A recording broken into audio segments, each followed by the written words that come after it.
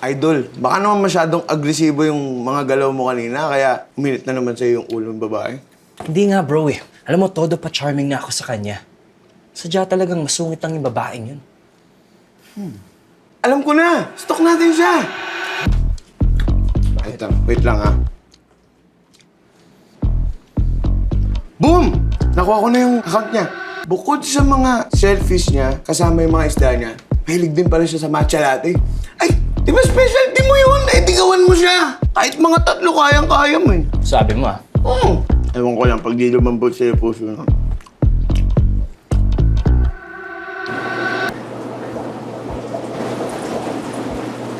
Good morning po! Ay, ikaw na naman? Wow ah! Wala maglang thank you. Ginawan pa naman kita ng iced matcha. Excuse me, hindi mo ako madadaan sa matcha, no? Masarap to.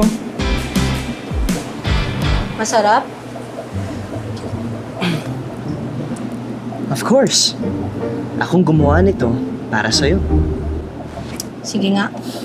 Bukas, 7 a.m. sharp. Ayoko ng late. Okay, 7 a.m. nandito na ako. And by the way, ako nga pala si Tim. Ollie, by the way, may bayad yung lessons natin, ha? Hindi yes, to yes. libre. Okay, promise, magbabayad ako. Dapat lang.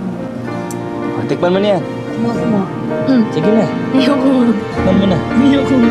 Tapos, bumagsak kami. Tapos, may iced matcha pa. Grabe, no? Ang sweet.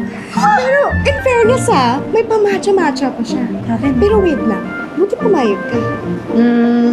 Well, kasi naawa ko sa kanya. Parang iyak na siya eh.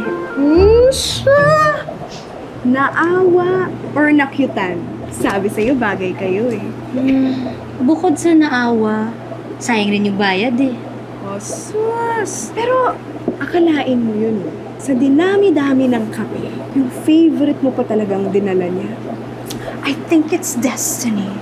Destiny ka dyan. Sira ka ba? Walang destiny, no? Bayang tingin mo. Pero pati ng smile.